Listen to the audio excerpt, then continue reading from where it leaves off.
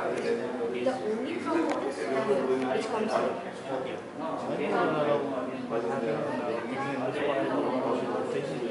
They will be they are motivating you, asking you to do more what you are doing.